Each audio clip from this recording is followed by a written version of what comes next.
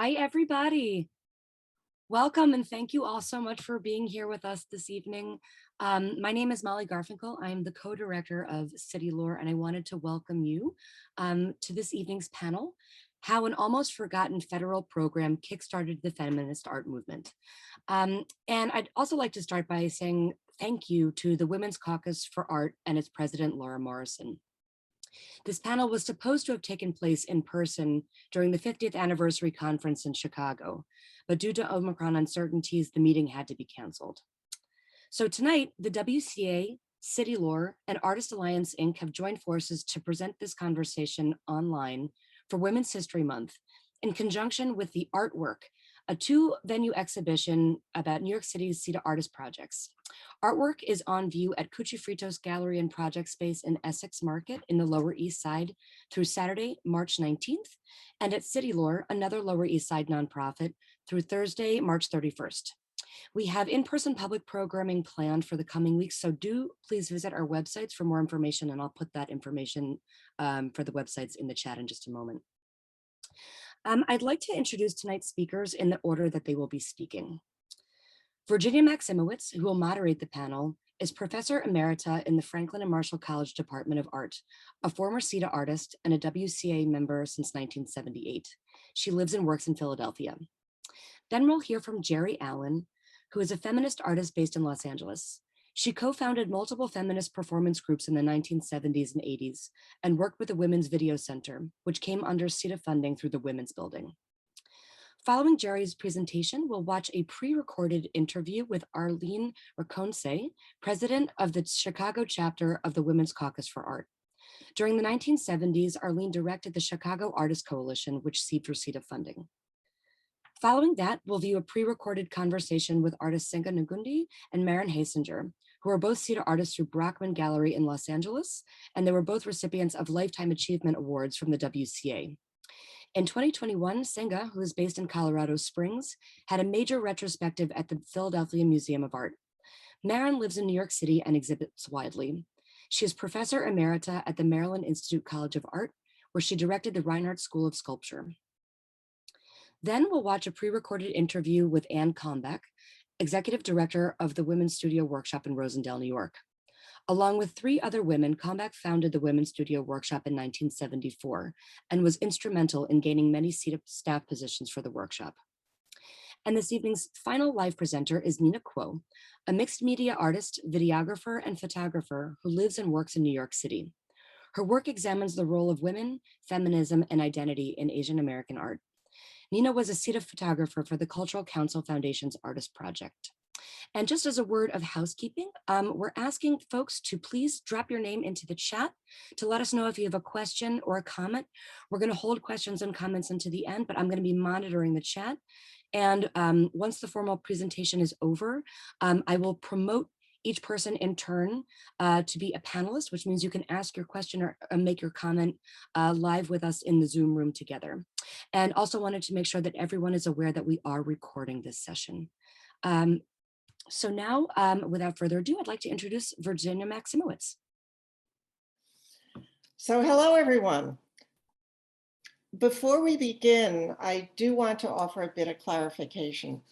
I've been in conversation with Lucy Lepard and Susan Mogul about the use of the word kickstart in the title of this panel. So to be clear, did the Comprehensive Employment and Training Act start the feminist art movement? No, it was well underway before 1974. Did the massive infusion of CETA funding into the art world enable women artists to shift into a higher gear? I would say yes. My use of kickstart is based on the dictionary definition, quote, to do something to help a process or activity develop more quickly. But we have to start here. What was the Comprehensive Employment and Training Act? While nearly everyone has heard of the WPA and its employment of artists in the 1930s, few have heard about CETA in the 1970s. At least 10,000 artists, visual artists, actors, musicians, dancers, and poets were employed under this federal program. CETA funded an additional 10,000 jobs for security guards, administrative positions, curators, set and costume designers, lighting technicians, and other support staff that benefited cultural institutions, performing venues, and arts groups. At its peak in 1980, CETA funding for the arts funneled between $200 and $300 million, about $1 billion in 2020 dollars, into the arts. In comparison, the National Endowment for the Arts budget that year was only $159 million. The impact that CETA had on the cultural sector was enormous. And like the WPA, it set the trajectory for contemporary art continuing to this day. Yet it's largely been forgotten. Why? CETA was signed into law on December 23rd, 1973 by Richard Nixon, and it was a bipartisan endeavor. Republicans were able to support the legislation because of its structure, block grants to states that redistributed the funds to regions and municipalities. CETA was designed to be a temporary response to a deep recession and high unemployment. Initially conceived as a training program for unskilled workers, it was amended to include new sections called titles for trained workers in professions suffering from chronic and underemployment. CETA was not designed with the employment of artists in mind. Unlike the WPA, there were no dedicated arts, theater, or music projects included in the legislation. But this man, John Kreidler, devised a way in which CETA funds could be used to employ artists. Right after college, he had spent 5 years working in various government positions in Washington, D.C., and helped draft the original CETA legislation. While an arts administration intern at the San Francisco Arts Commission, John recognized that the commission's neighborhood arts program could fit within the community service component of CETA. So he got together with Ruth Osawa, pictured here, who was on the Arts Commission and who had co-founded the Alvarado Arts Workshop with Sally Woodbridge. And together they made it happen. San Francisco became a model for the rest of California and ultimately the rest of the country. But let's look at some of the reasons for CETA's relative obscurity. Number one, CETA was decentralized. Since the block grants to states were subsequently distributed to smaller, more localized entities, there's no central depository for records. And with more than 500 jurisdictions responsible for CETA's operation, often neither the artists nor the community sponsors were even aware of their funding source. CETA was primarily a jobs program, not an arts program. Community groups, libraries, schools, museums, artist-run galleries, and a range of nonprofits were the direct employers of CETA artists, who made their contributions most often in the form of service. While documentation exists buried deep in organizational files, there's little institutional memory. 3, CETA didn't benefit from a focused public relations effort. The WPA was part of a comprehensive campaign that some might even characterize as propaganda to promote FDR's programs for national recovery. On the contrary, CETA had no slogans, program posters, or newsreels. Neither did it have nationally based programs like the WPA's Treasury Relief Project, which placed iconic murals into local post offices around the country. Instead, CETA's murals were produced locally and individually in response to the needs of the community sponsors. Although less well known, many public works produced by CETA artists stand on a par with those produced by their WPA predecessors, and some of the best CETA murals were destroyed. For example, here, Cynthia Malman's mural for the path entrance at the World Trade Center, called Commuter Landscape, welcomed travelers for 14 years before it was destroyed in the 1993 bombing. 3 other CETA murals at the Trade Center were destroyed on September 11, 2001. In terms of studio artworks, there was also a significant difference. Unlike the WPA, CETA artists did not deposit their artworks into a central archive. In some cases, like under the project Nina Kuo and I were on, unless there was a separate agreement to the contrary, we artists retained individual ownership and joint copyright on the works we produce. Because the funding came through the Department of Labor, CETA hires had to comply with federal regulations. This especially benefited women artists and artists of color, supporting their careers at a time when they did not have access to the established art world. Among the many CETA artists are Women's Caucus for Art Lifetime Achievement Awardees. First one, Ruth South, already mentioned. Bernice Bing, Suzanne Lacey, Judy Bakker, Marin Hassinger, Senga Ngugi, past WCA President Helen Klebesdale. Linda Fry Burnham was not a CETA artist, but she, along with her husband, Steve Derlin, published 2 summaries of CETA arts programs around the country. So even this WCA awardee has been touched by CETA.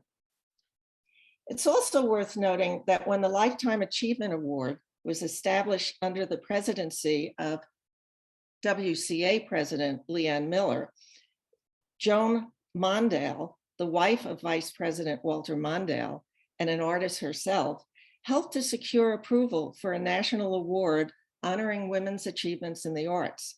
She was also very involved with CETA art projects nationally. This photo shows CETA artist Susan Scher in New York City presenting one of her handmade books to Joan. There are many other women, too many to name, who were CETA artists early in their careers, but I'll name a few. Candida was part of the Cultural Council Foundation CETA Artist Project in New York, along with Nina and me. She is now a tenured professor of painting and drawing at the School of the Art Institute of Chicago. Suzanne Jackson was a CETA artist at Brockman Gallery in Los Angeles, completing 2 large-scale outdoor murals. She also oversaw Brockman's CETA program, which employed 10 artists. Ursula von Ridingsvard was a CETA artist in New York City. She received the College Art Association's award for a distinguished body of work in 2019. CETA photographer Marcia Bricker on the lower right documented the early days of Merle Lederman-Ukele's touch sanitation performances. Cynthia, who did the World Trade Center mural, was also on the New York City project.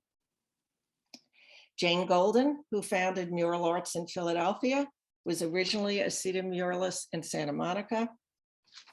Same with muralist Judith Hernandez. All across the country, CETA helped women break into museum and gallery careers. The late Claudine Brown began hers in 1977 at the Brooklyn Museum, thanks to CETA. Same with Joe Long in San Antonio, who died in 2021. Suzanne was an administrator on the New York City project and is now a successful gallerist. Annette Cohn-Skelton was a CETA artist.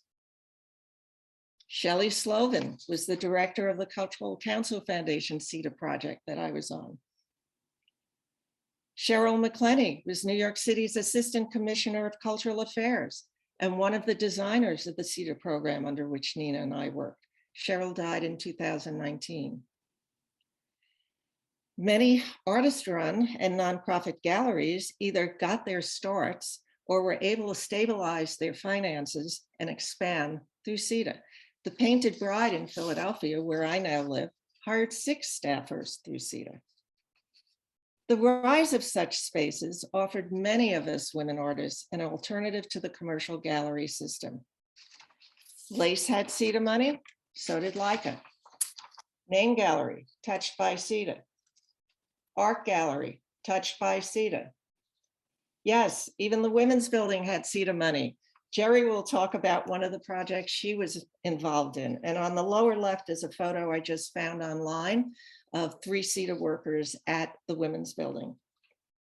Already mentioned, Brockman Gallery. You'll hear Marin and Senga talk about their CETA experiences. Here's Clarissa Sly, who I don't think was a CETA artist, but she worked at the Women's Studio Workshop quite often. And you'll hear Anne talk about the workshop's CETA funding. You'll hear Arlene talk about how CETA impacted Chicago. Randolph Street Gallery in Chicago, CETA. Women Artists News had 2 full-time CETA staff members who brought professional editing and design expertise to the publication. Heresies had CETA positions. The National Congress of Neighborhood Women, a feminist grassroots network that began in 1974, had CETA funding. The primary goal of this organization was to empower poor and working class women to become community leaders. But arts organizations belonged to this as well, and they included the Foundation for the Community of Artists, the Creative Women's Collective, Mint March Associates, and Women Make Movies. Also, CETA musicians, dancers, etc., too many to name. So what does this mean? Bill Cleveland, director of the Center for the Study of Art and Community, puts it this way, quote, "To this day, there's CETA dust everywhere. Our panelists are about to kick up some dust." Before I turn it over to them, however, I want to put in a plug for the exhibition Artwork, which opened on December 10th in New York City. It's at 2 venues, City Lore and Cuchifritos Gallery. And those are the 2 entities co-sponsoring this Zoom with the Women's Caucus. And it runs through the end of March. The show includes about 100 historical photos, along with posters, newspapers, documents, and film. The opening reception drew a good crowd, including past CETA arts administrators and artists, cultural consultants such as former New York City Commissioner of Cultural Affairs, Tom Finkelkirl.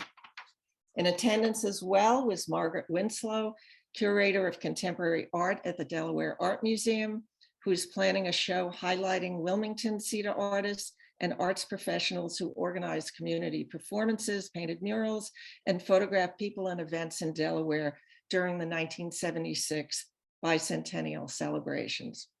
Now, I also put this in the chat. If any of you listening were a CETA artist, please let us know and tell us about your experience. You can contact us through the CETAarts.com website. I am going to stop sharing and we're going to turn it over to Jerry. Thanks. Thank you to all who have joined us. And thanks to Virginia, Blaise Tobias, other artists, the galleries, the WCA, for advocating the importance of cultural work being an essential service that could continue to be funded. I'll be referring to notes to ensure I keep to time. So the arts just don't entertain us. They're necessary in our lives and they're necessary for our well-being as much as air and water. And art is a language all its own that reflects who we are, our values, and allows us to imagine a world that works for all. We're a long way off, but we keep bringing it forth. And protest movements demanding equity have included visually striking posters, music, dance, theater, stories that bring statistics about inequities to life. Data about social justice campaigns can be dry. The arts can move hearts and minds to empathy, tolerance, greater understanding of difference, and can move people to action. The Ellie Women's Video Center was under the umbrella of the Women's Building, a public center for women's culture in the United States, Los Angeles, founded in 1973. The social and political upheaval of the 60s and 70s included a grassroots cultural movement that was not just in the United States, many organizations noted by Virginia, artist-run organizations, but across the globe. If the dominant fine art culture, the museums, mainstream galleries, and international art fairs weren't going to include us, we'd build our own places to showcase events. And I'm not actually just talking about the women's movement. I'm talking about, or the feminist art movement. I'm talking about Chicano, Black, Asian, Indigenous, disability, a whole range of movements. We put ourselves in public spaces. Artists continue to embrace novel materials and experiment with new forms to reach new and targeted audiences. Video is still, I would say, considered a, quote, new genre. The LA Women's Video Center documented performance art protests, for instance, on the street about the reality of women's lives, like in Mourning and Enrage, Women Fight Back, addressing sexual violence, by CETA artists Suzanne Lacey and Leslie Labowitz that were noted also in Virginia's. We discovered new ways to display fine art prints. For instance, by another CETA artist, Maria Karras. She designed posters of 13 women from a breadth of communities installed on buses that crossed LA County. The Video Center itself was launched by a collective of women artists, Nancy Angelo, Annette Hunt, and Candace Compton. I joined a year later, and we produced new genre video art, toured programs nationally and to Australia, documented women's building events, and taught classes in the Feminist Studio Workshop, an arts program for women accredited by 5 colleges. When we received CETA funding, we split our $10,000 CETA salary 4 ways so that each of us got $2,500 for the year. We produced video half the time and launched a business called Those Women Painters to pay the bills the other half by painting houses.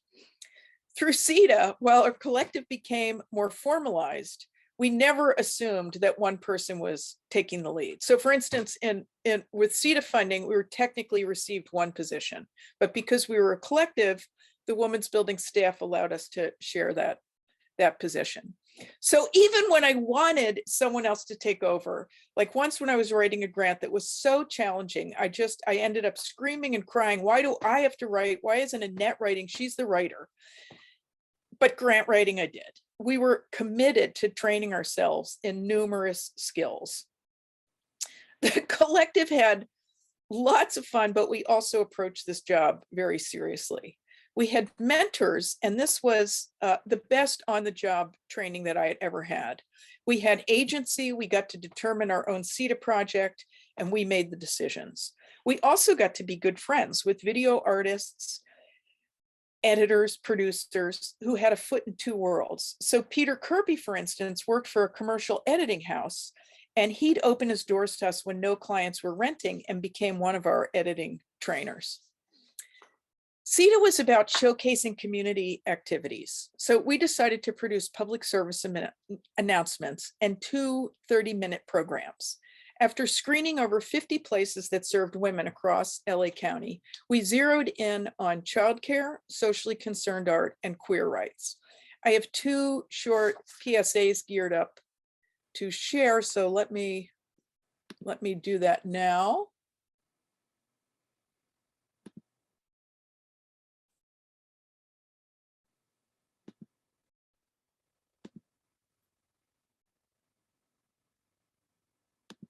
Hi, I'm Aline Fifield, and I teach at California State University, Fullerton. My name is Marcia Salisbury, and I'm a commercial artist. I'm Michaela Cortez. I have a community job repairing houses for senior citizens and disabled people.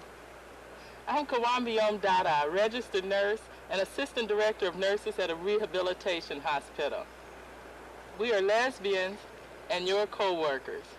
Para más informes, escriba a Speak Out, P.O. Box 54052, Los Angeles, California, 90054. Hi, my name is Ricky Kamen. This is my cousin Jerry. Jerry's a lesbian. That's all right with me. Hi, my name's Jerry Allen. This is my cousin Ricky. Ricky's a heterosexual, and that's just fine with me.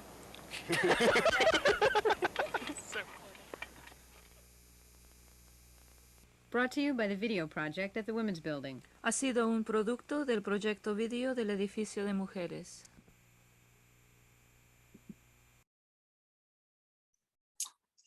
So we pitched these to KCET, the local TV station that offered public access, which was common at the time across the United States. Their feedback, still astounding to me today, is that we were too creative. KCET offered us a slot on their program lineup. If we used their cameras, they filmed us in their studio and we used their format, or we could submit slides. The lesbians featured in the range of careers couldn't get work off to reshoot, but Ricky and I could. So we returned as two talking heads, read dry statements that concluded with contact info for the LGBT Center.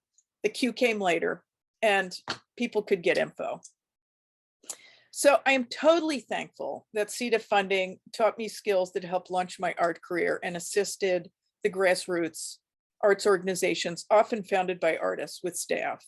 I'm grateful to have worked in organizations still active that I bet received CETA funding, like Franklin Furnace, Artists, Books and Performance, and El Museo del Barrio.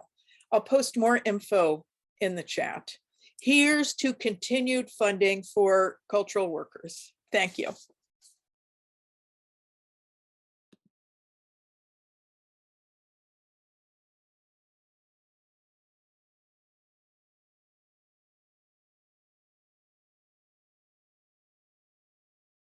Arlene, I want to start off by asking you what the Chicago Artists Coalition was. It was a nonprofit organization that a bunch of us started. I was a founding member. It's still in existence, believe it or not, after all these years. And we got about 70, I don't know, 74 or something like that. We started meeting, and it was mostly an artist rights group. We were there to make sure artists can find jobs and do all anything that has to do with them. In the gallery, we want the galleries to have contracts. They didn't in those days, and it was just one of those things that and it sort of after a while just boomerang. But the CETA is really what put us on sound footing. Mm-hmm. I sent you Pam Burns, who worked for me. I sent you her little thing so you could see how she was very excited about CETA. CETA, it gave artists a chance to work and have a salary. Right, now you told me you managed to get some staff positions and even use some money to buy the typewriters. Well, the typewriters, you couldn't buy anything. We rented the typewriters, but when we rented them with an option to buy. So by the time the CETA program was over, we owned all the typewriters, which was good because, we couldn't afford all of this equipment, but then of course our membership grew. I mean, I have to say that when I was the director, we had a tops of 2,500 members, which was a lot of people. So that's kind of what kept us afloat for so many years. I was there for almost 30 years, 28 years or something like that. The CETA staff people, what were they doing? Well, we also had a newspaper and we published books. So they were doing design and they were accumulating, getting papers, but I mean, people were coming in and out because we had a job referral service. We had all sorts of things. So they were helping with everything. They were, the office help is what they were doing. But they designed brochures. They designed our books. We had a bookkeeping book for artists. And I think Mary, one of the other gals, Mary, she designed that book. I mean, it was just, they were wonderful because they were artists. They could do, I think artists can do anything, I love artists. Now here I'm going to probe your memory and you might not remember detail, but do you remember how many CETA positions you had? No, because I can't remember who was CETA and who wasn't. I do know it was Pam Burns and Mary, I can't think of what her last name is. Mary Ryan, that's what it was, yeah.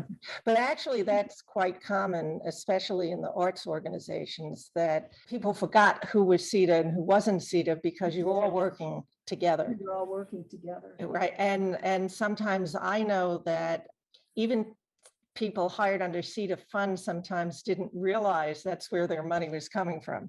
So with the Chicago Artists Coalition, how did you interface with other arts organizations? And we were just part of the whole art scene. The Department of Cultural Affairs, well, they got started while we were here. We got them started, actually. So, but then as the years went on, when you're saying interface, all the arts organizations used to get together, and have meetings. So we all knew each other.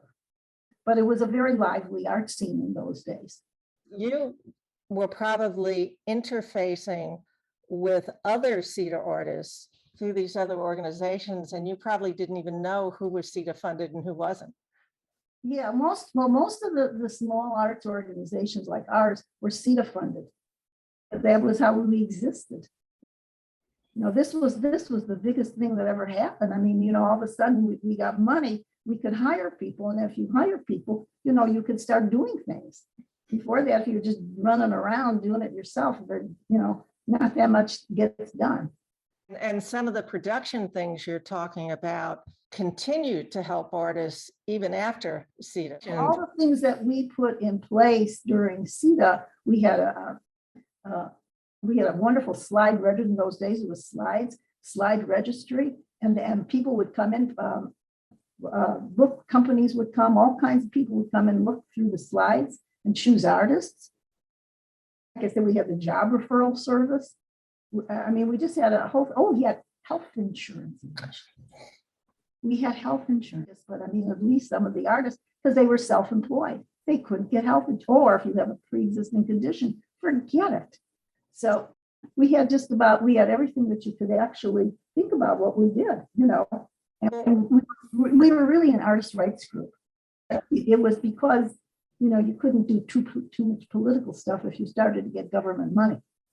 So if we got money from the National Endowment for the Arts, which we did for at least 15 years that I remember, and of course the Department of Cultural Affairs and the Illinois Arts Council. Mm-hmm. So we got all the government money. So we had to be very, very careful about what we were doing. And I also imagine for CETA, you had to file reports to the government. Oh yeah, there were all kinds of reports we had to do. And how did you find doing that? Was it really awful or awful? I always felt those reports were awful. One of our founding members was an accountant, Ruth Caliber. And so she handled a lot of that kind of stuff, so it was like, oh, someone's got to do. That's why we started that bookkeeping book for artists. So each year she would tell us what was going on with, your income tax and so on, and we would revise the book. She'd have bookkeeping and record keeping programs. We have that every year. We have that. We have all sorts of programs too for artists, and whatever we can think of. How to talk to a gallery dealer, or whatever. What you need, your resume. We have how to write a resume. Everything that was basic we did. Like I said, we grew like Topsy after a while. Mm-hmm. Well, this is a great lead-in to the whole purpose of this panel at the Women's Caucus for Art, because you had the aspect of this being government money that came through the Department of Labor.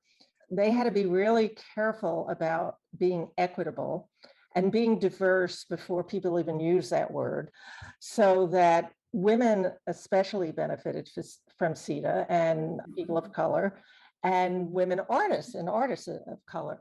But some of the things you're telling me also sound indirectly, but very directly, helping women artists who might not have known how to run their art as a business and had nobody else to turn to, but they could turn to the Chicago Artists Coalition to find this out. We had booklets, we had, a little library, people would come up and do research. It was just, it was a great place. We had these wonderful programs, how to do this, how to do that, all sorts of stuff. Every month we'd have something. So it was really, really very active. And do you remember in particular any stories specifically about different women artists in Chicago who benefited from what you guys were able to do with your CETA money? Well, again, two gals working for us, Pam Burns and Mary Ryan. Definitely, they went on. I don't know. I mean, that's hard to say. The artists would come in and they'd show their stuff to us, and and we try to get them shows. I don't know in particular which ones benefited or not. They all benefited. Well, the email that you sent me is that about Mary or Pam who went into publishing? Am I correct? That was Pam Burns. She still has it. Chicago Life, it's called. Yeah, it's a publication that she still has. Okay, so her position actually led to a professional position. Oh, definitely. Oh, yes. There's CETA dust on many programs. And hearing what you're talking about, Arlene, it sounds like the Chicago Artists Coalition, in a way, dispensed the CETA dust, all right? You had the CETA positions. You were able to run programs that benefited artists across the board. But then, because women artists at that point didn't have access to other parts of the art world, the NEA, I mean, there weren't as many grants going to women back then, or Black or Hispanic or Asian artists. But through you said also you helped them get shows. Oh, yeah. We had these programs on how to present yourself to galleries. And then we'd have gallery people come in and talk about, what they want to see and how to do this. And, we stress professionalism a lot. We were not an exhibition organization either. We ourselves did not, because we felt it was unfair that artists belonged to organizations and they didn't get into exhibitions and so forth. So we did not do exhibitions, except towards the end that we started to do it, but everybody could get in. We did start doing these shows. We changed a little bit, but If there were a new CETA today, how could you imagine addressing the concerns of younger artists, especially women artists now? Any ideas? No, I'm not sure. I mean, I would do some of the same things. I think the same problems are still there. Artists still want to get into galleries. They want to have exhibitions. And they want to advance and, they want to make some money and so forth. So, I mean, I think we would continue to do some of the same things that we did.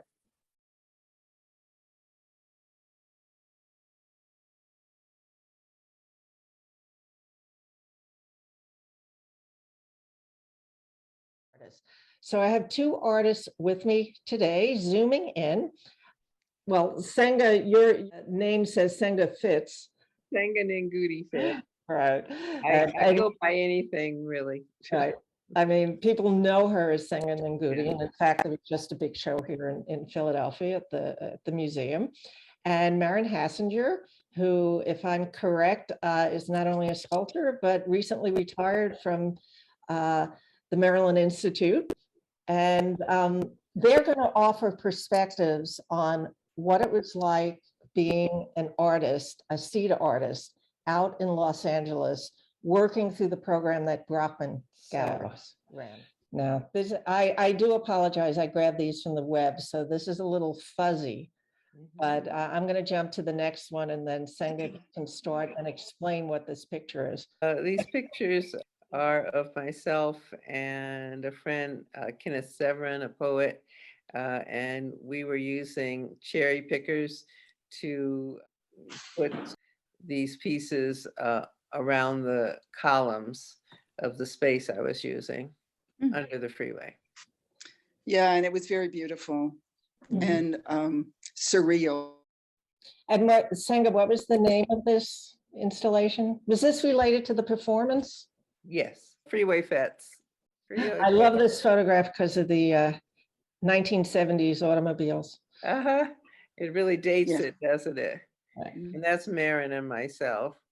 I'm placing a costume on Maren, and she was one of the performers that day. And this is me kind of cleansing and christening the ground that they'll be performing on. And these are friends that part of Studio Z, and they all consented to come and be a part of the whole thing. And everyone, all of these are artists. They're not official musicians. So they all performed the music for the piece that day. And David Hammonds is to the left, extreme left, and Maren over here is to the extreme right. And Parker was next to me. Right, and Parker, another fellow collaborator. And this is myself to the right and David Hammonds to the left, and members of Studio Z all the way in the back there. So Senga, you're underneath the cloth? Yes, I am. That's Marin. And that's Frank Parker. Yeah, he was a dear, dear, dear, dear friend of ours, and we collaborated on so much.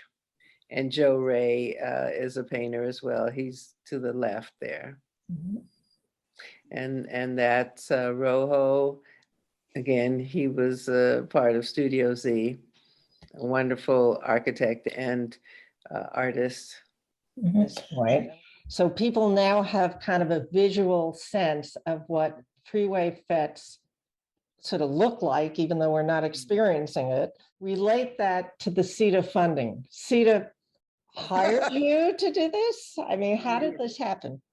Well, I felt thrilled that I was chosen. I mean, they could have chosen anyone, and I didn't have a real relationship with Brockman, but I had a real relationship with Suzanne Jackson, who coordinated the program for Brockman. And, you know, I was able to meet Marin, which was incredible. You know, we started a friendship there and professional, you know, connection. And, you know, Kent Twitchell was a part of that. He was a wonderful muralist in Los Angeles. And, you know, there were a number of people that I was able to connect with. And I was really kind of impressed by the idea that this was the government's way of doing the WPA, the WPA type of thing that they had in the 30s and 40s. And, you know, and that was really important for Harlem Renaissance at the time. And with this CETA, it was a mixture, a racial mixture of artists, but still it was giving us Black artists an opportunity to do public work that was funded. And that was really important. And I think maybe that's why they chose Brockman. I don't know, but I was grateful that that was the case, that they were recognizing us and willing to fund our projects. And I initially had a project which they poo-pooed. I was going to be on the top of a movie theater, and they deemed that a little bit too dangerous. And I was very upset, but Freeway Fets would have never come to be if, you know, they had okayed that original piece of mine. So from what you're saying, Senga, there seems to be sort of three benefits right off the bat.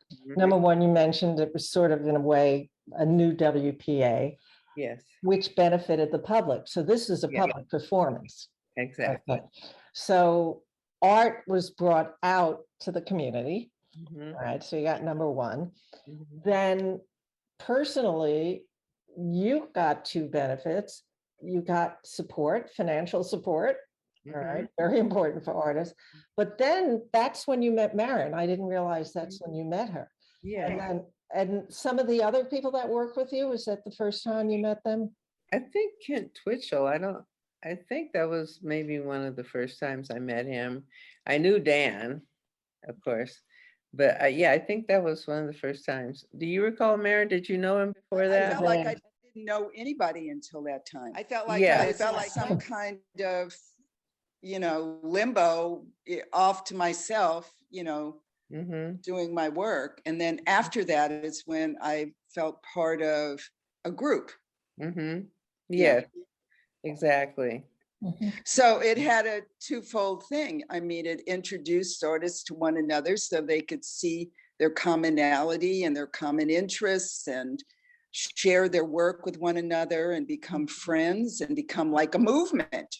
Plus, they could earn a little money and they could advance their careers by doing things that they'd always wanted to do, but didn't have the funding or the license. by being a CETA artist, then I automatically got connected with the Art Van Ryan was his name, and he was part of the art department of the City of Los Angeles Public Works. He is the one who was my connection with the highway and the freeway and all of that. But I never would have met unless it hadn't been part of this program. I wouldn't have met any of the artists. I wouldn't have met any of the administrators or had the opportunity to do this big, nice public work if CETA hadn't been around. And being picked by CETA, it continued to validate you. Yeah, yeah. It didn't stop with that particular project, you know, it went on and on. Right. And like in this photograph, the man who's helping me was working at Brockman Gallery. He was also getting funding. I believe his job was to work as an assistant. Yeah. Mm-hmm. And this is on the freeway, Vermont Avenue exit of the Hollywood Freeway. And then I got to make a nice postcard. And my great friend who also worked at the LA County Museum of Art, Adam Avila, shot this. And it's, I mean, look at that photograph. Wouldn't an emerging artist want something like that to happen to them? I mean, it's amazing. Now, Maren, you said this sculpture was up for about 30 years. Yeah. This particular piece along the freeway did last about 30 years. And then finally, they wanted to expand the freeway and it got cut down. But a university took it and tried to reassemble it and rehang it. And I kind of lost contact with that aspect of what happened. Now I'm not quite sure what happened. But he saved it. He saved it, Yes. yeah. And he, you know, he honored it in that way. And so I was pleased with that. And I was surprised to find out about the longevity of it. You know, it's like wire rope. You can't beat it to death. No. You know, there's nothing you can do to it. So, without that CETA experience, how do you think your careers as artists would have been different? Oh my goodness. That's a really hard question. It certainly Meant is. to be. Meant to be. But, you know, I had gone to graduate school. I had been a top student in my small group of people. I got out, I made this decision I was going to be a visual artist for the rest of my life, which was a huge decision. It's easy to say, but it was a huge decision at the time. CETA was like the first professional opportunity I had. So it was meaningful in that way, because it was like, maybe the world didn't know who I was, but those 3 or 4 people who were responsible for getting that funding and passing it around to a developing artist community, they were well aware of it. And it was very kind and generous of them to ask me to be part of it. Actually, I grew by doing those pieces on the freeway. They allowed me to do this like very large public work that was witnessed by, you know, hundreds of people daily. Where else would I have gotten that opportunity? You know, every step along the way, when somebody recognizes you and says that you're an artist and gives you a little money for it, and, you know, and an audience begins to develop, every little bit like that is like manna from heaven or something. It's like the meaning of your life is happening. And you thought that that was like pie in the sky and impossible and all of that, but people actually gave you money to do that. You know, I was given money to do those trees on the highway. As I thought about it and what it meant to be a tree on the highway and what it meant to be a highway, what it meant to be a car and all of those things, it helped me understand about the thinking of an artist. And the thinking of an artist is something that they do not train you for. And I've been a teacher for a long time in graduate schools too. I really never was able to tell my students, like, hey, this is what an artist is. This is it. Every artist has to determine that for themselves. And this CETA program helped me. It helped me learn who I was and why I would do things like put trees on a highway. And look at those trees, they were steel and they didn't have leaves and they never would have leaves. And they were barren and, all this, but this all is about who I am. I know it sounds rather abstract, maybe to people who have to vote people in to receive money or not receive money, but to get an understanding of how your mind works in the environment of the world is everything to an artist. It's everything. Look at the fruit that those barren trees bore. Maren Hassinger and her art for the next 40 years. It's great. It's fabulous. Thank you, CETA. Where are you? So Senga, what do you think?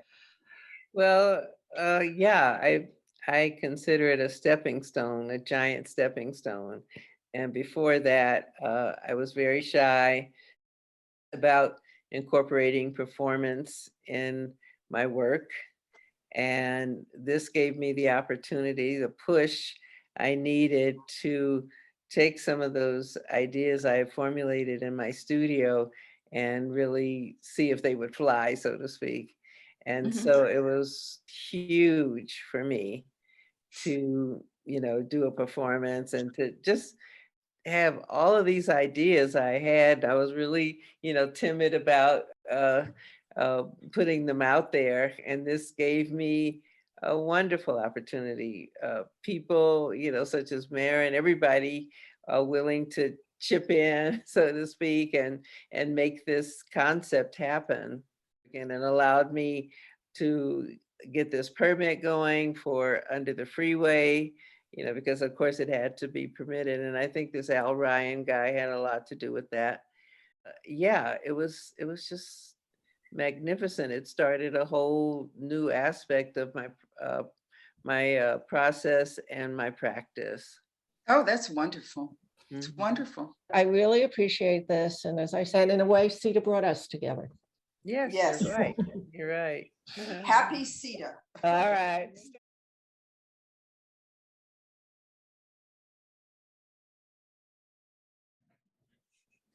So I'm Ann Kalmbach. I'm a founder and former executive director of Women's Studio Workshop. I was at one point a CETA employee, but let's get going. We are in the town of Rosendale. Rosendale is a small town about an hour and a half north of New York City in the Hudson River area. Our town was known for cement mining, and consequently it's a little funky. This is where we are now. It's not where we started. The workshop now is a little bit outside of the main town. We have about 6 buildings now and continually growing. Here we are, the founders, in front of the house where we first started. And we used to be called Women's Studio Collective, but we ran into trouble incorporating with that name. One of the first projects we did as the workshop was connected with the Women's Studies program at the State University of New Paltz. This is part of it. We did an installation that involved a lot of stuff. One of the things we did early on as the workshop was exhibit only as the name of the organization. So this is a project of blueprints at a funny gallery where we did all the drawings with mops and brooms and stuff. We had printing capacity. We printed posters. This is working with a neighborhood kid.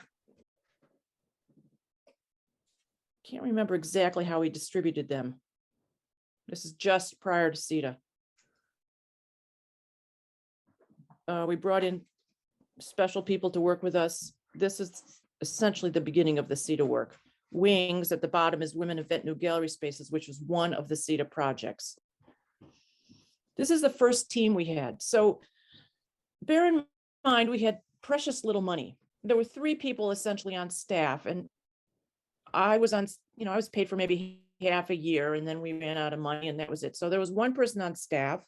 We applied for the CETA money for 5 people. They gave us 10. So clearly they hadn't invested deeply enough in women.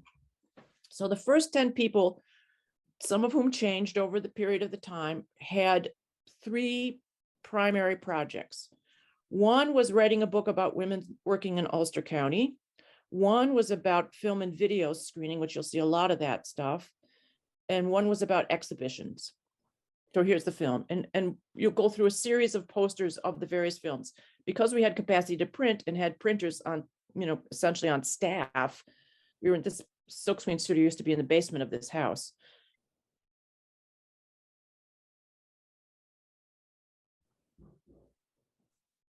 Pretty much each film was at a different location.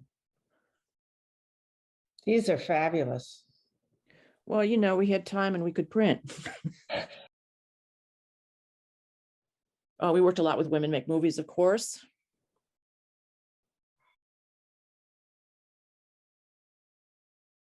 The earlier ones were at Dancing Theater.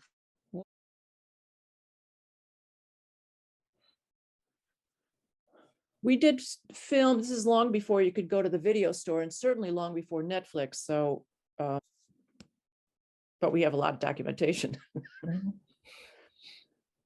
Well, it is a really interesting overlap because here you're doing all this film work, but you're a print shop. This is Barbara Hammer. She did this projection on this balloony thing. And then here's a project, which was a film project, but it was about this woman who was transsexual, British, minor royalty. She had, in a dream, decided that she was in love with this man who was in prison locally, and somehow she ended up in our community. And it was the basis of a series of films about prison world. This was a big project.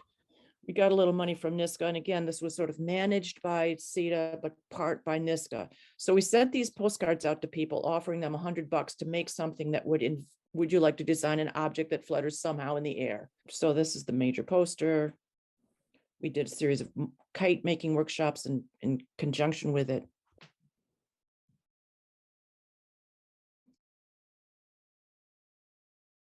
And then just the Wings project. Oh, that's beautiful. The New Paltz Airport is essentially a little runway. This is Tanya working on the Mylar Mile, which you'll see in the next piece. And people showed up that we didn't actually pay. I mean, these were some dancers that appeared. These two were making a mural of the kiss. No, Chagall, okay. Chagall, I'm sorry. Chagall. Okay. He lived in the adjacent town for some time, and the town was going to have a little arts festival. So we recreated this painting of the kiss and cut out the head so that people could be in the kissing booth. But people didn't know who he was, but whatever, it was fun. This brings up something about CETA in that there was a public service component. The art was brought into the public realm. All of our projects were public realm. This second project we had was a piece we did along the highway. In the old days, we used to be able to get government surplus, and we got all these banners that were from jumping out of helicopters, and they were colored, and then we'd have this thing. Yeah, then we did a lot of balloon stuff with them for some reason. So, again, there was an event on the main street, an arts event, and we printed these posters through the event so people could see what screen printing looked like. This was one of the exhibitions. There's another exhibition. These are kids printing. A fair amount of work with kids. This is the film and video project, again, working with kids. This was at a community daycare center. Floating Foundation for Photography came up. They're neighbors of ours also, and we did a project. These kids made these floating things and banners. Here we are at the waterfront with their things. They're the little boats. We hooked them all up and they pulled them up and down the river. It was really funny. It was really sweet. And we, of course, printed shirts with the kids. Then we did an edition of artist designed t-shirts. And here we are printing them. These are all CETA printers. Back to the basement. This is the team that worked on the book. So there was a photographer, a couple of writers, a researcher, graphic designers, printers. Shelley V. Smith, she's the printer. That's Jane Stabile. The third one is Kathy Goring. The woman writing on the wall is Sky, and the woman below is Elizabeth Cross. And this is Amanda Brzezinski. One of the people that left, then Amanda came on. One of the things this did allow for us to do was to buy an offset press, and here we are unloading it. We also printed, we used to print out a flyer we used to send out now and then. Here's the press, the Sky, and this is the book. This went a little beyond the year-long project because we had a second printer. So we might have finished the research, but then done the printing in the second years. And these are just samples. So the book is divided into sections, some historical stuff, some contemporary stuff, and some statistical stuff. In parallel to that, we did a series of writers' rights. And many of these projects, we would invite a well-known artist to invite a peer or a young emerging artist and present these readings. This is an exhibition from the project. It was Women in Technology. This is Dina Crane, I think. It was a major project of the exhibition team. It was at the first big show we had at SUNY New Paltz, which is next to us pretty much. This is amazing to see because it really shows how CETA money enabled arts organizations to start doing things that they didn't have the resources to do before. The last project, this was where we actually hired artists to make art for installation in public spaces. And by that time, I was actually unemployed when the grant came through, so I got a job. And who are we looking at here? Do you remember? Vicky Kiersgaard, and she was one of the artists, and Mary Lou Arnold, who was the administrator. So Mary Lou pretty much found the spaces, and then we just made prints that maybe made sense and maybe didn't. This is an exhibition from that pile of stuff. We brought in an artist at the time to show us how to do gravure. So this is gravure and collage, I think. And this is probably Nora Crane. This is definitely Nora. This is an exhibition of the work. Yeah, we did a lot of work. The library. This is our local town office at one point. This is me, Mickey Kiersgaard, and Nora Crane. The bananas are my print. This is the SPCA. Got that one. Well, child welfare. Mm-hmm. This I know is at the hospital. And then here's another big show at Art Awareness, which is maybe another hour further northwest of us. You know, at the same time we were producing artist books, I think this was at the SUNY Library. We got involved in artist books at around 70, late 70s, sort of the end of this project. Yeah, this is a very early book. Mm-hmm. How did you find out about the CETA money? Well, the woman who was the third of the fourth founders, Anita Wetzel, she was really good at paying attention to the world. She was on a part-time salary at the workshop, but also had previously worked in the library at SUNY in the research world. One of the things that I think that she was particularly good at, and she was the grant writer for many years, she just paid attention and knew what was going on. Do you remember sort of bureaucratic hassles, or was there anything onerous about the CETA? No, we didn't have any trouble. How do you think Women's Studio Workshop would have played out as an entity if CETA had never existed and you were never able to take advantage of it? Certainly, it was an extremely important capacity for us to outreach and identify us as an organization to the larger community. That, in turn, makes us more fundable. So while we've always had honest and sincere support from the State Arts Council, reaching beyond that was very, very helpful. We started getting NEA money sort of towards the end of CETA. You know, it helped us build a track record that made it possible to go forward with some, especially public funds. Private funds are slower to get to. Great ending point. And I want to pass it over to Nina. So Nina, when you need me to advance the slides, just tell me and I will. Oh, thank you, Virginia, and all the organizers. I can only say that the world has gotten smaller due to CETA. Just looking at all these connecting artists and centers. I just wanted to express how the CETA experience unleashed so many of my passions and challenges. In this magazine of the Art Workers News, they highlighted Basement Workshop, which was my first CETA placement. I was given a choice where to spend my time, and I chose Basement because there was a huge exhibit that was being, it was like the first of its kind done, I guess in the US. It was the history of the Chinese in America, images of a neglected past, which was organized by Jack Chen and Charles Lai. And next, you can see how this huge space, it was about 7,000 square feet. There was room for this huge project where many volunteers and another CETA artist, the late Yoshio Kishi, he did historical research, truly early in its years. And he was an advisor to this exhibit, and Teddy Yoshikami held a dance and did choreography here and public events. So this is a total, I guess, way that Asian Americans, whether they were from Chinatown or we called them Uptown or the Mandarin class, we had all kinds of names, and we really merged our forces, I guess.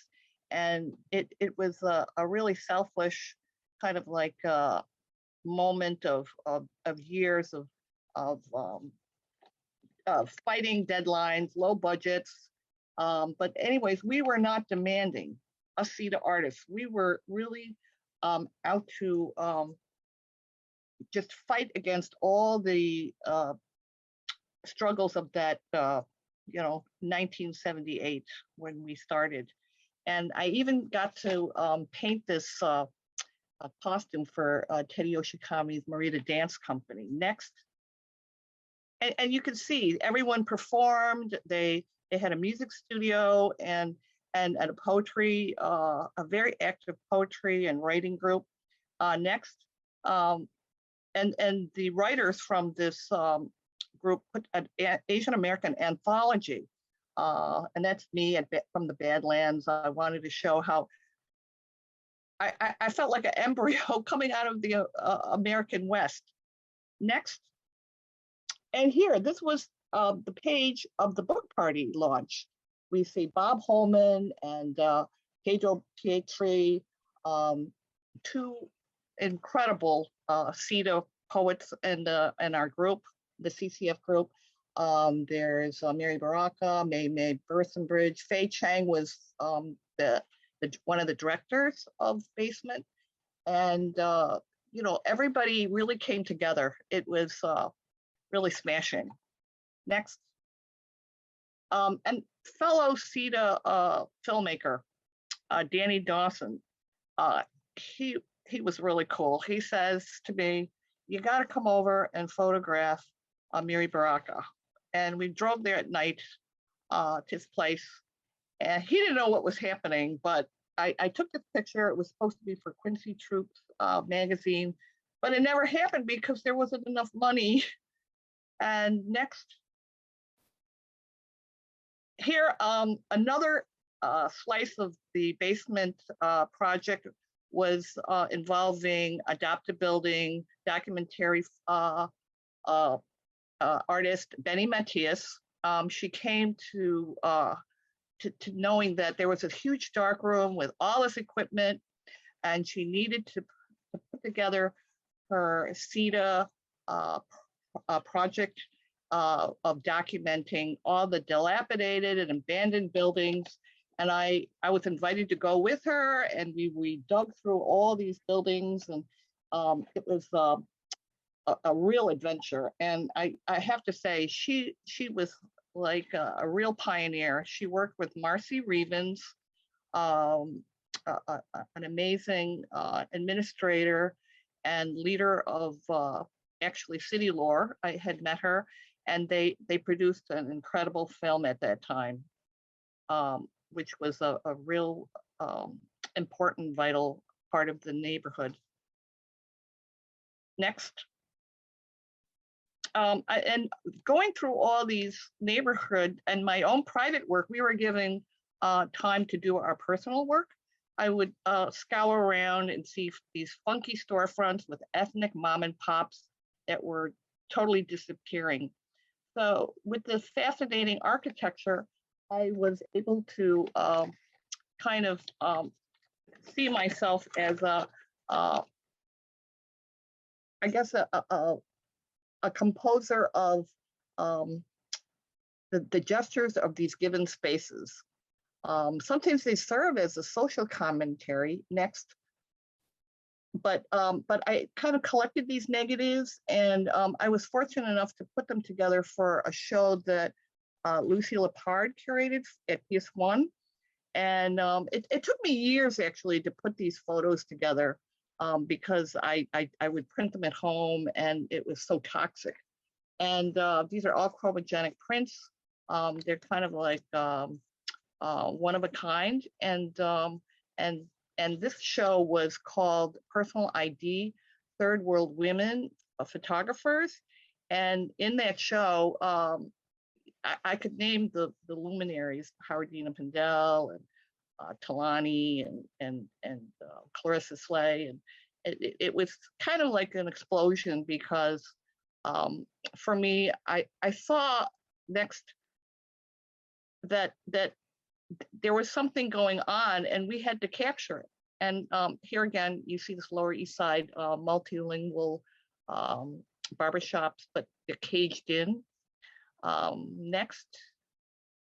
And I was so happy that we could even get recognized. So when the Village Voice put this review out, people knew that Basement Workshop Gallery, Catherine Street Gallery, after the 7,000 square foot loft, they downsized and they moved to Catherine Street. And of course, CETA program had ended, but I continued on. I knew that there was a real uniqueness to it. Next. And then I went back and I started working with my Contracted series with these floating veils. And I had met Janet Henry, actually, a CETA consultant in the early part of my CETA years.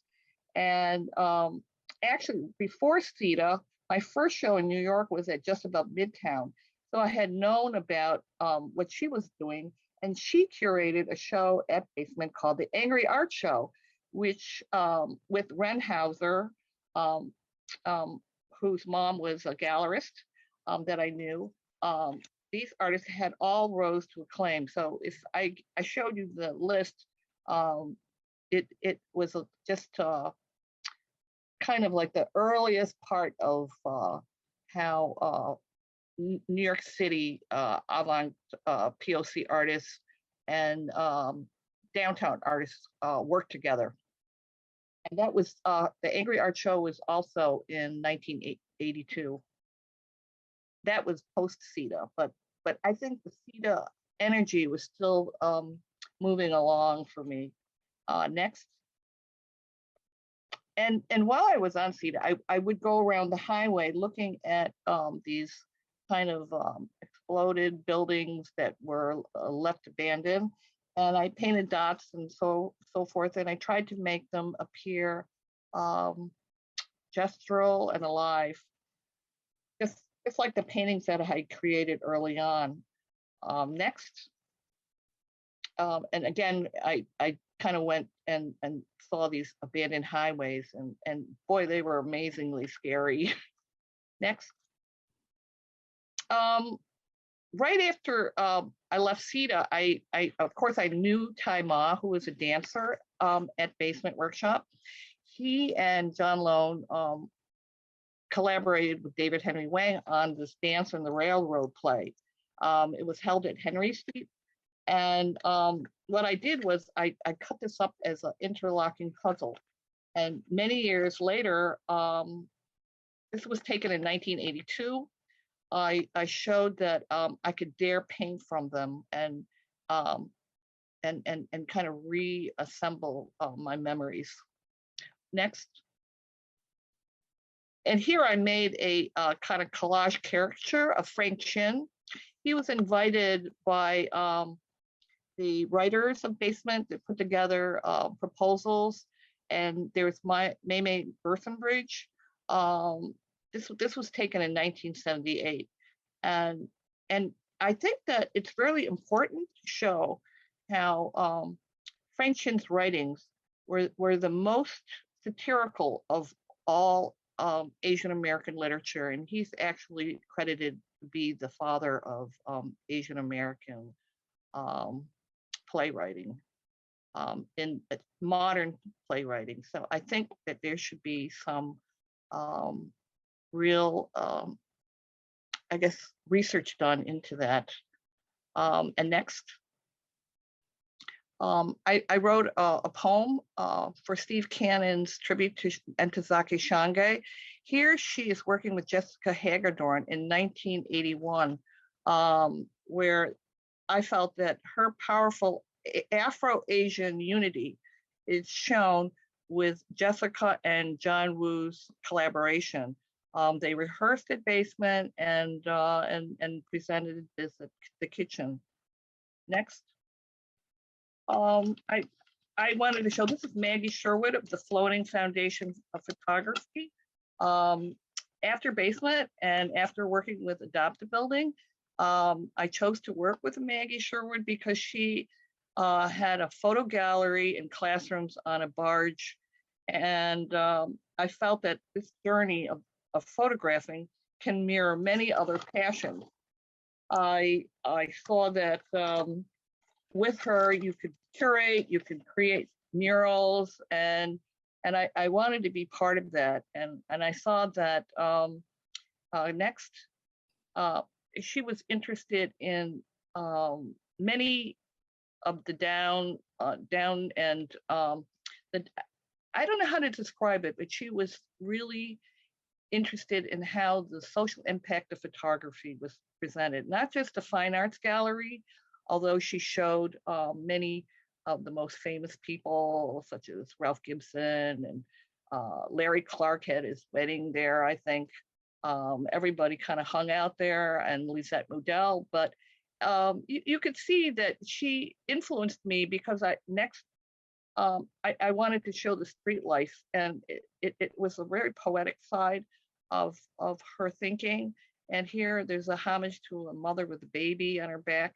And next, I felt that this was like my Madonna series. I had these jade stones and floating veils that showed that we can be emulating the heritage that we should, I guess, accept.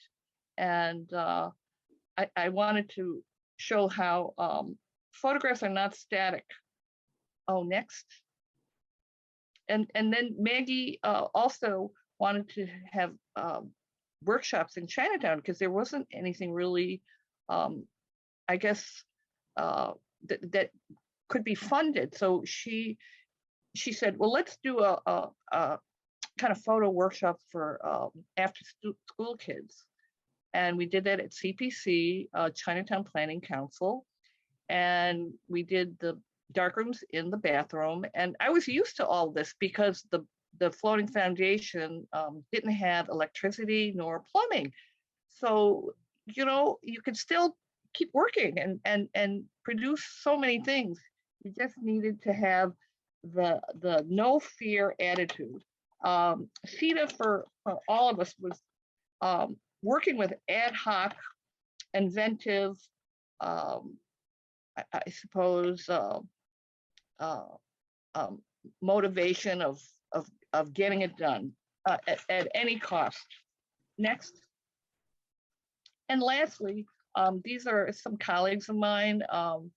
I created this calendar girls photo. I wanted to unlock the past. We reenacted this kind of like calendar girl kind of I suppose image. We wearing our mom's Chinese chipaos to show defiance and strength and confidence. We are going to stand by our heritage as Americans, especially now with these ongoing AAPI issues. We are constantly demanding solutions. We cannot position ourselves without looking at these decades of racism or ignore the leaders that can impact us. A colleague of mine said years ago, we were thought of as not on the menu, but actually with CETA, we are on the menu. And I think that CETA was a catalyst for new frontiers that linked many art groups and the demands of the future. We created the oral histories, the archiving, we honing the craft and skills that were needed. I learned how to beg, borrow, and steal, I guess, I don't want to say. These multidisciplinary forms will endure forever. And I think that CETA lives on through our work, and it's no secret. Thank you. Okay, I think Molly's coming on. Hi, everybody. Thank you to all of these incredible presenters. This has been an unbelievably inspirational presentation so far. And I wanted to make sure that we leave enough time. I think there's a number of people who have questions, and what I'm going to do is go ahead and promote folks to become from attendees to panelists. You can ask your question to the group. And so first we have George Koch, who is in DC and was instrumental in the proliferation of CETA artist projects, both in DC and across the country on the side of the Department of Labor, Federal Department of Labor, and in documenting, making sure that we have incredible records, both in terms of video and reports of CETA artist projects around the country. He's an artist himself and a contributor to our larger CETA documentation project. So George, thanks so much for being here. Thank you. I must admit, Virginia, you have put something together here that was just amazing for me. I came away with a real understanding of equity in the people that were doing CETA work, which is something that, for some reason, I was always focusing on artists getting jobs, right? And I really didn't look at the equity part, and it's still relevant today. It was just excellent. The other thing was the number of arts organizations that got started and have continued today as a result of CETA.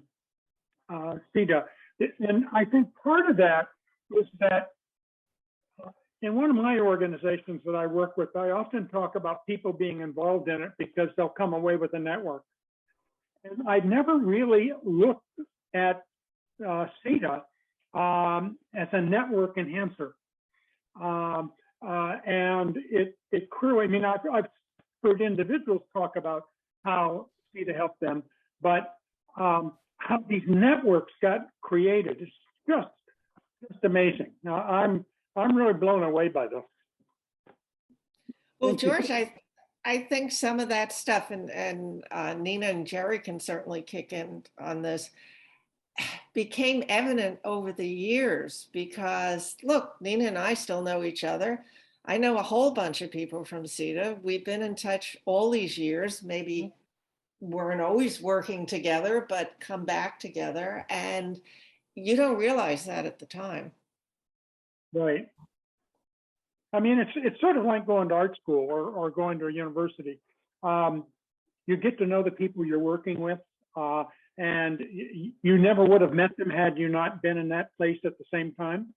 And the same thing happened in CETA. I mean, it's just, it's really amazing. That network is something that is quite amazing. I think even the consultants were jewels to me. You know, Blondell Cummings and Ken Sofer. Ken Sofer showed at Basement. That was one show that I curated. He was so willing. People were always willing to say, "Oh yeah, I'll do the show there." You know, I'll self curate. There was no budget. You know, you just go and do it. There was so much trust involved. I missed that. Well, seeing the interview with Senga and Marin and hearing Senga talk about with freeway fets, and like everybody just kind of volunteered to help her, you know. And I think with the CETA funding, it was a combination of the networking, because you had this group of artists, but also a bottom line that you weren't worried about going off to your waitressing job to pay the rent. So you could actually spend time with your colleagues creating work or doing a show. Or so true. I want to put a PS in that a colleague of mine a few years ago wrote about all the new alternative arts organizations in Los Angeles and people's living rooms and their backyards doing performance art and site-specific spaces. So I think this became the whole alternative arts movement, you know, encouraged by CETA, has continued to encourage artists to start their own spaces. You know, again, if it's become, the art world's become way more crowded. There's way more artists than you know, thank heavens, there's lots of artists out there, but they're just figuring out how to get their work out, whether they get into a gallery or get curated into a show or not. Yeah, well, you know, at the end of Arlene's video, and I apologize, I don't know why those other two videos cut off at the end. Zoom did that. I didn't do that, but they were near finished. But as Arlene said, you know, artists are facing the same issues today than that we were facing in the 70s. You know, that infusion, though, of government money, I think, did sort of just help things move, you know, and it could happen again. You know, it's interesting. Nixon signed it into law. It was bipartisan. Are there other questions? Yeah, Molly, are you monitoring the questions? I am. I haven't seen anybody put their name in yet again, but okay. Anybody else?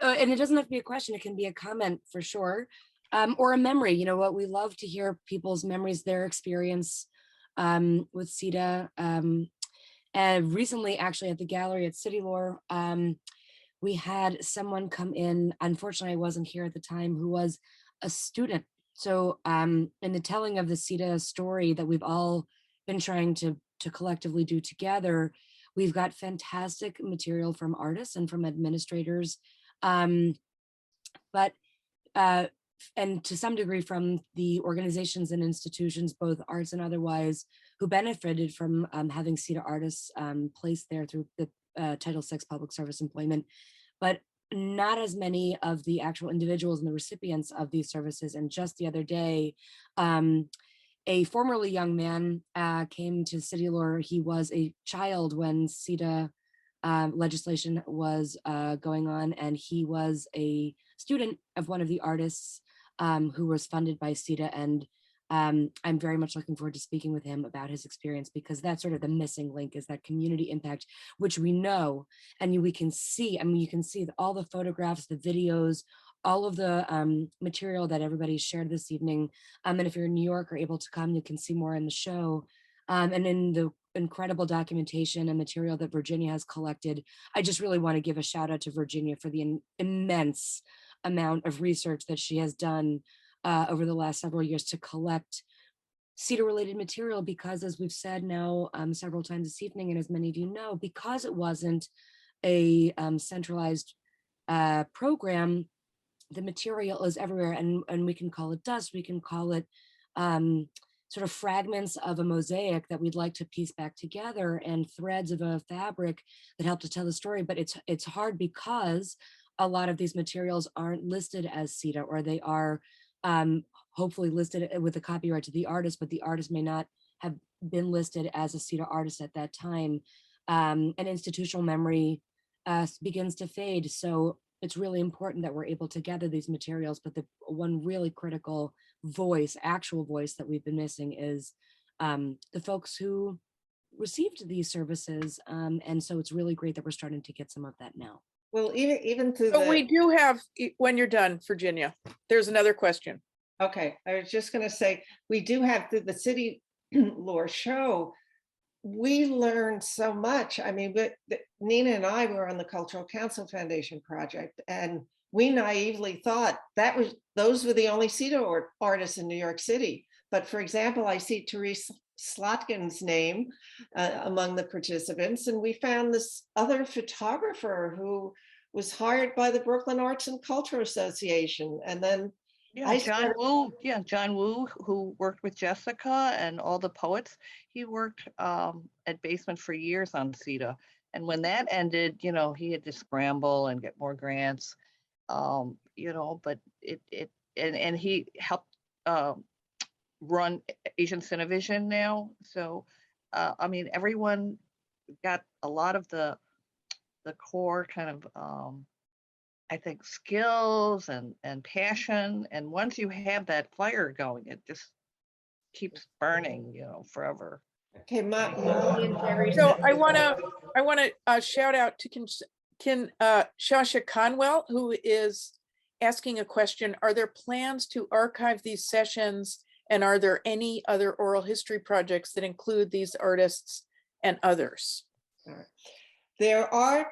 It's not just plans to archive. There's an open access Google Drive archive that my college hosts, my college library, Franklin and Marshall, and you can get to it through the CETA Arts website. And I put the link in the chat. All right, but if you just search on CETA Arts Legacy, it'll come up. We're putting things there bit by bit. Jerry's done 2 oral histories, one with Maria Karras, one with Harriet Zeitlin. They were already in the archive.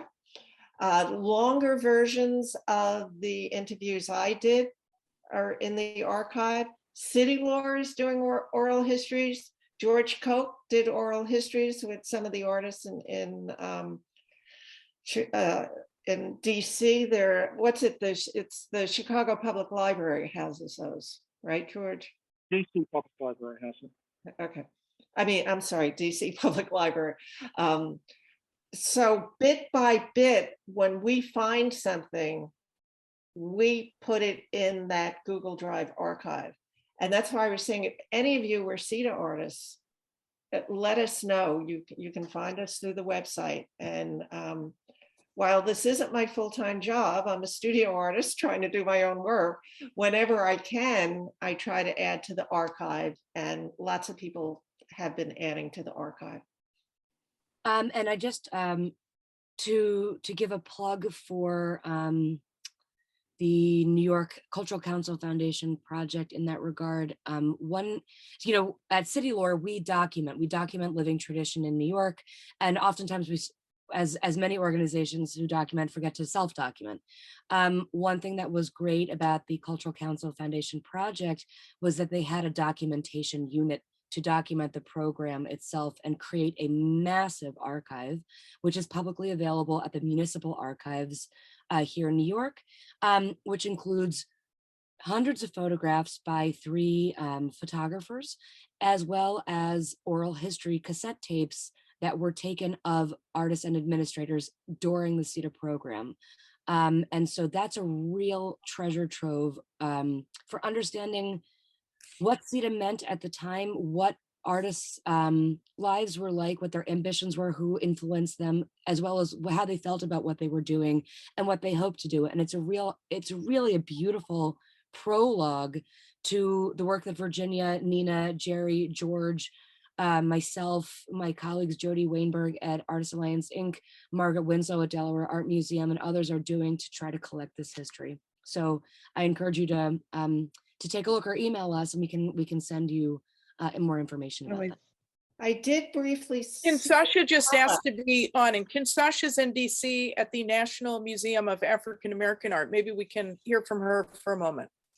Yeah, can you promote her to a picture, however you do that? She's unmute too. There she goes. Oh, there she is. Hi, hi.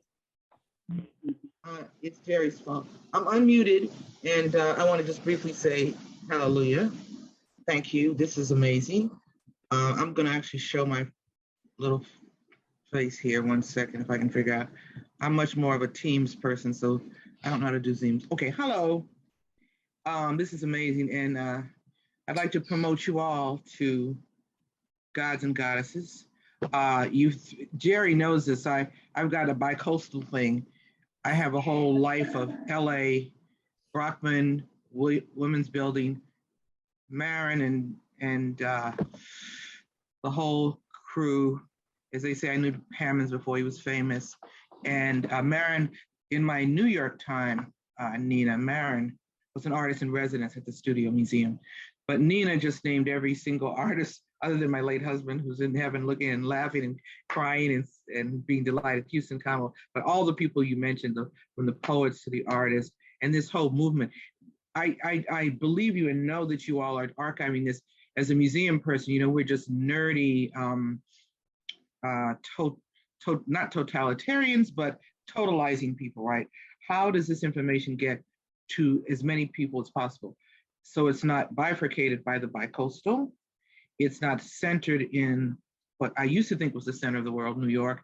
Now that I'm in DC, I know there is no center of the world. But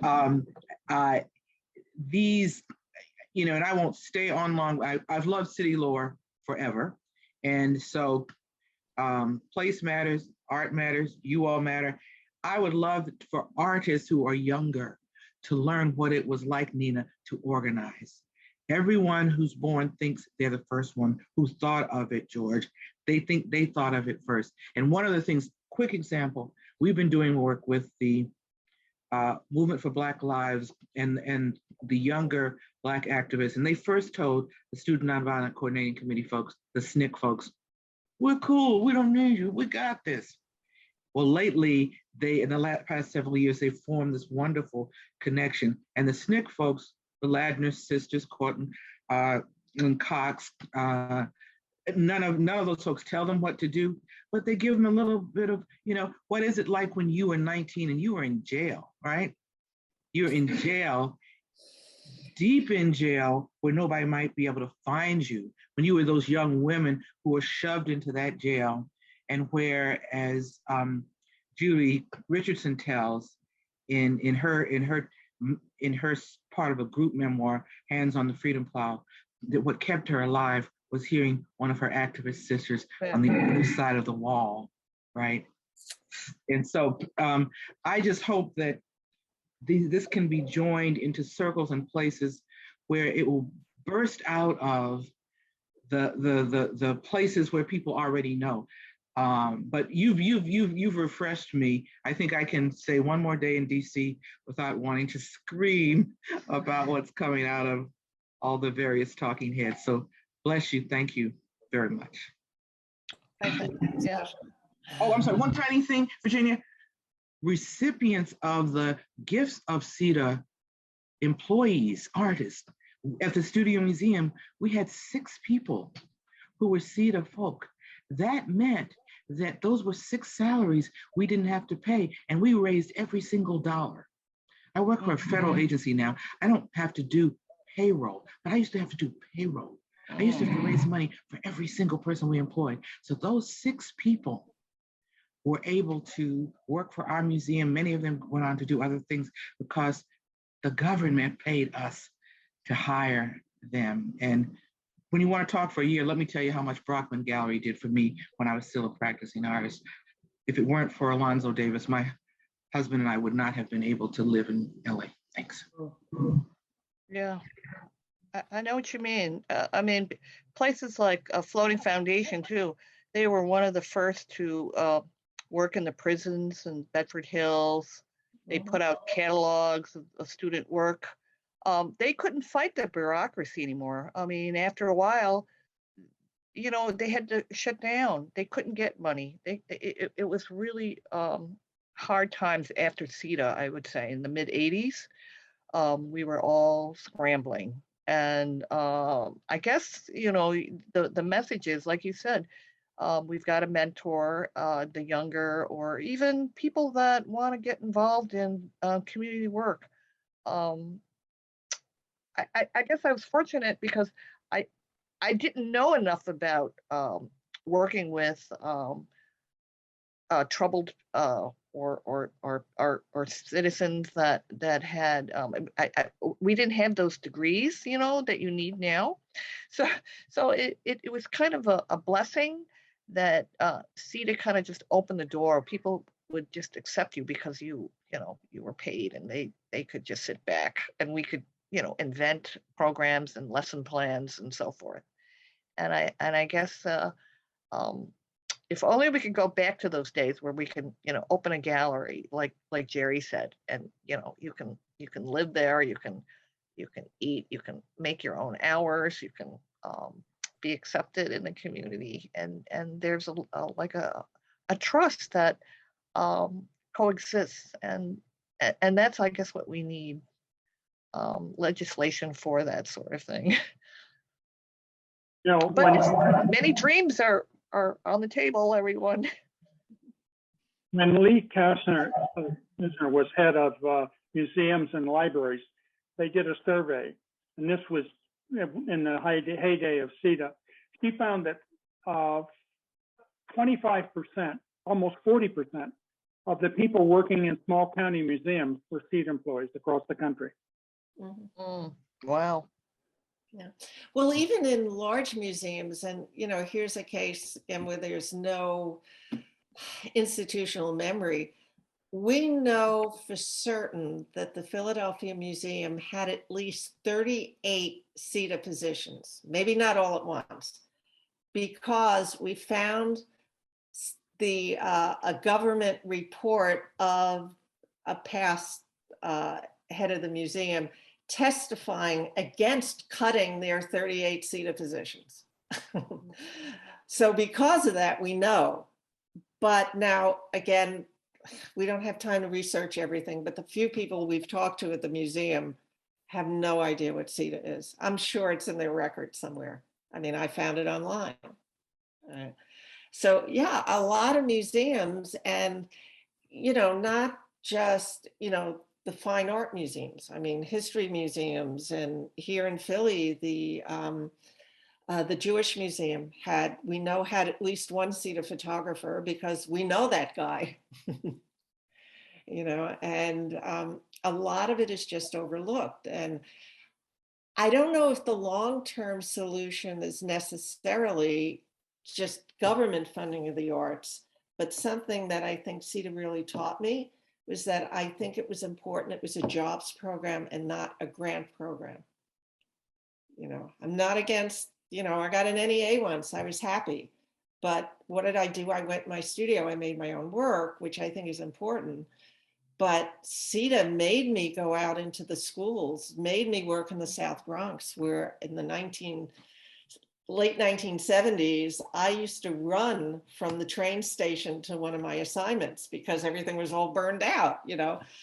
But I met wonderful people there, and it wouldn't have happened if I wasn't forced to go to my job. So I think there's something really good about a job program where artists work in communities.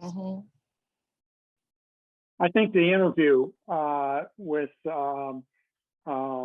Fractured Atlas that Molly and Jody did is an excellent, excellent summary of the CETA program. It's really quite good. And that just came out. this morning. Yeah. Thanks, Virginia. That's how I know about it. Right, I emailed. Yeah, I see Kinsasha mentions Ted Berger. Yes, we know Ted very well. He's on our CETA Arts Legacy group email list and advisory board.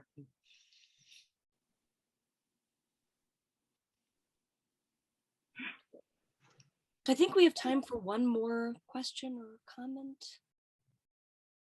Anybody else? Any other CETA artists want to speak up?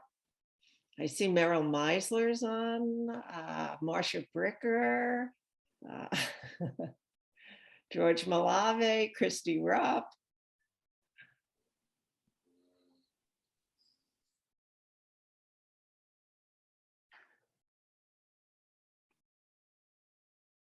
I think many are out of town too. No, I'm looking at the participants who are here. Yeah. Right. But maybe because it's getting, everybody wants to eat their supper. So this might be it. But anyway, you know how to find the CETA legacy people. We've got a good website, thanks to Blaise Tobia. And we've got a really good show at City Lore and Cuchifritos for everybody who's in New York. And the people who aren't in New York, just spread the word. And we need to find art historians, social historians. We need to find people to write some books. There is no comprehensive book on CETA and the arts. Hasn't been written. The only thing is the project that we did at the Labor Department, where we did the methodology, 15 case studies. Yeah, well, that's the Derland Burnham thing, but it doesn't have the New York City project in it. I know, it's done before that. Right. And actually the lead researcher on that was Patrice Walker Powell, who went on to a wonderful career at the NEA.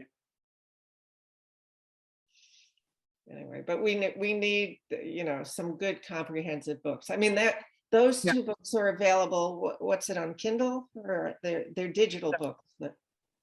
The Linda Fry Burnham and Steve Derland's.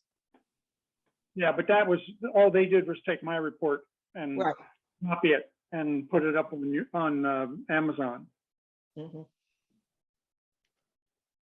But it can give you an idea. I mean, the thing is, it's very dry reading because it's summarizing a report, but it does list a lot of the places where there were projects and what kind of work.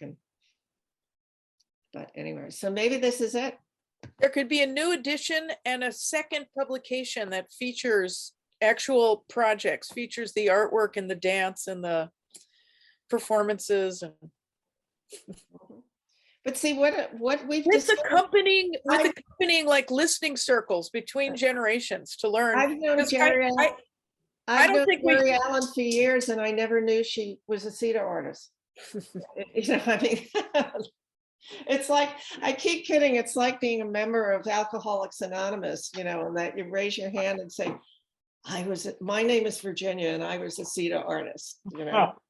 Right, and that's what you said, Virginia. Some people were hiding it because they didn't know where CETA was going to fall in their career. But I think that if you dig and scratch, the whole CETA movement was a kind of like I said, it was like a huge enterprise of mixed emotions and gratitude and survival techniques and where you fit in. You know, there were so many questions, and it took a lot of guts to figure it all out.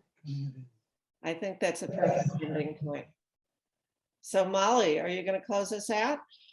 Thank you to everybody for being here, and stay tuned. You can learn more about the CETA Legacy Project at the website and learn more about our upcoming public programming related to the artwork exhibition which is on view again at City Lore until March 31st and Cuchifritos Gallery until March 19th. We're doing some live public programming here at City Lore next Thursday evening and Friday evening, so check out our website for more information. And thank you so much again to Virginia, Nina, Jerry, George, Kinshasa, it's great to meet you, and to all the folks who were in the videos, and to all of you for being here. So stay tuned.